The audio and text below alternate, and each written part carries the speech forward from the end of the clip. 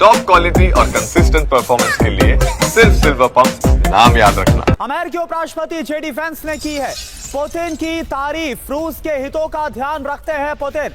JD Vance की तरफ से कहा गया पुतिन बहुत ही सॉफ्ट स्पोकन है, बातचीत में स्पष्ट और सतर्क है पुतिन, ये बोल रहे हैं। अमेरिकन उपराष्ट्रपति वेंस ने पुतिन से मुलाकात के अनुभव भी बताए हैं। तो देखिए जेडी वेंस व्लादिमीर पुतिन की तारीफ करते हुए नजर आ रहे हैं।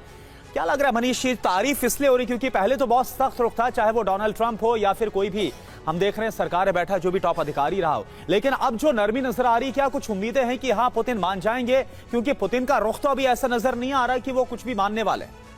देखिए, अमेरिका के उपराष्ट्रपति जेडी वेंस पहली बार पुतिन के सामने बैठे थे और उन्होंने लगभग 2.5 घंटे तक पुतिन को बात करते हुए सुना और उसके बाद अपना अनुभव बताया कि असल पुतिन कैसे हैं। अमेरिका और यूरोप में जो लगातार पिछले कई सालों से कहा जा रहा था कि पुतिन जो है कितने खूंखार हैं, कितने डरावने हैं, बिल्कुल पुतिन क्या कुछ नहीं कर जाएंगे, तो जब उनसे पूछा गया कि आप तो मिले थे पहली बार, कैसे हैं पुतिन, किस तरह से बात करते हैं, क्या बोलते हैं, तब उन्होंने कहा कि पुतिन बेहद नरम स्वभाव के हैं, बहुत धीरे धीरे और स्पष्ट रूप से बोलते हैं, लेकिन वो अपने देश के हित से समझौता नहीं कर सकते हैं। तो यही तो किसी नेता को होना चाहिए कि किसी भी कीमत पे आप अपने देश के हितों के साथ समझौता ना करें, और मुझे लगता है दुनिया का हर मुल्क ऐसा ही नेता चाहता है। तो अमेरिका के उपराष्ट्रपति ने वो बात कही है। ठीक है, टाइमिंग को लेकर सवाल है, ये कह सकते हैं आप कि इस वक्त वो पुतिन को जो है लल्लो चप्पो करना चाहते हैं, लेकिन मुझे लगता है कि पुतिन को आप मीठा मीठा बोलें या फिर गाली दें, बहुत फर्क नहीं पड़ता है। बाइडेन गाली दे रहे थे, बाइडेन ने तो क्या कुछ नहीं कह दिया था, वो अब अगर जेडी वेंस कुछ कहते हैं इससे फर्क नहीं पड़ता, लेकिन एक व्यक्ति जो पहली बार पुतिन से मिला उसका क्या अनुभव था पुतिन के को लेकर, वो खुद बता रहे हैं, और वो व्यक्ति कोई और नहीं है, अमेरिका का उपराष्ट्रपति है। तो मुझे लगता है अमेरिका की जनता या यूरोप की जनता के लिए ये एक मौका है जिसे समझना होगा कि जेडी वेंस की नजर से समझिए पुतिन कैसे हैं। उन्होंने कहा जब बोरिस येल्सिन ने पुतिन को चार्ज दिया था उस वक्त इसी मकसद से दिया था कि रूस को संभालो और रूस को आगे ले जाओ। पुतिन ने तब से लेकर के आज तक वही किया है, और वो समझ गया अमेरिका कि पुतिन क्या चीज है। नहीं तो इतना बुजुर्ग आदमी क्यों देता रूस को, और एक जवान 40 साल का पुतिन उस वक्त आया, और आज देखो रूस को कहां से किस। बिल्कुल सर, बिल्कुल बिल्कुल ये बात सही है। और देखिए यूक्रेन की सुरक्षा गारंटी पर भी रूस का रुख सख्त नजर आ रहा है। विदेश मंत्री सर्गेई लावरोव ने दी है चेतावनी, सुरक्षा गारंटी में चीन भी शामिल हो, रूस को भी सुरक्षा गारंटी चाहिए, ये कह रहे हैं सर्गेई लावरोव। और देखिए एक और बड़ी खबर, सुरक्षा गारंटी पर रूस नेटो में टेंशन और ज्यादा हाई हो गई है। रूस के पूर्व राष्ट्रपति दिमित्री मेदवेदेव ने वार्न कर दिया है यूक्रेन में नेटो सैनिक स्वीकार नहीं होंगे, रूस को ऐसी सुरक्षा गारंटी नहीं चाहिए। यानी सुरक्षा गारंटी की शर्त पर भी अब रूस राजी नहीं हो रहा है।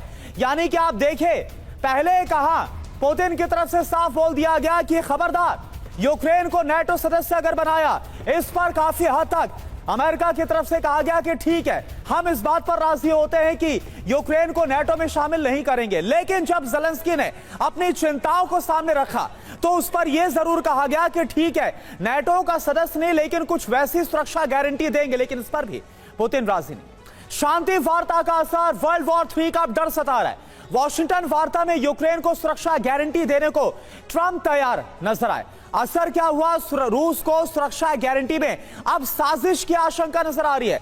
वजह क्या है, शांति सैनिकों के नाम पर कीव में नेटो की तैनाती होगी, इस बात का डर है रूस, और रूस तो चाहता नहीं है बिल्कुल ये। नेटो की तैनाती से यूक्रेन काफी ज्यादा मजबूत हो जाएगा। यूक्रेन की सुरक्षा गारंटी, यूएस, फ्रांस, ब्रिटेन जैसे देश क्या चाहता है रूस, सुरक्षा गारंटी में चीन को शामिल करने की मांग की जा रही है। एक और बड़ी खबर आ रही है समीर। जी हां, और यूक्रेन की सुरक्षा गारंटी पर नेटो का प्लान क्या है, आइए आपको बताते हैं। नेटो बेस पर F-35 की तैनाती की तैयारी है।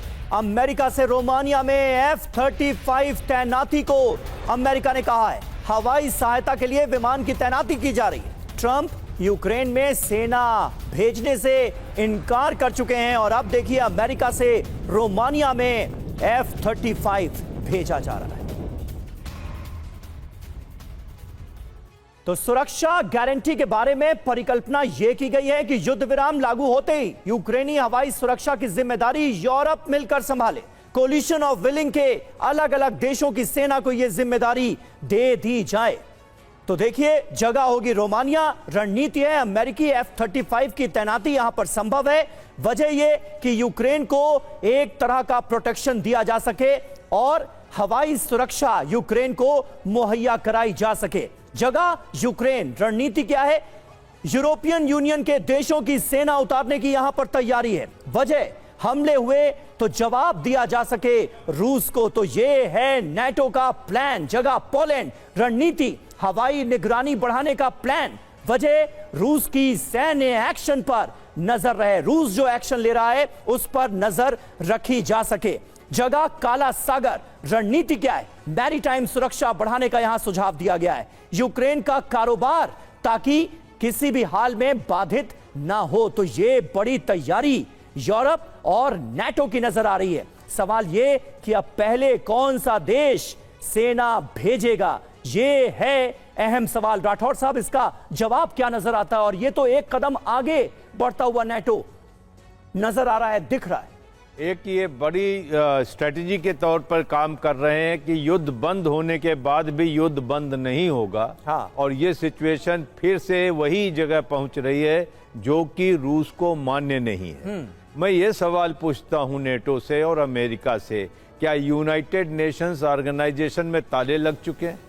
क्या यूनाइटेड नेशंस पीस कीपिंग और फोर्सेस यहाँ नहीं तैनात की जा सकती हैं? उसके बारे में किसी को कोई आपत्ति नहीं होगी। यूएन पीस कीपिंग फोर्सेस दुनिया में कई जगह काम कर रही हैं।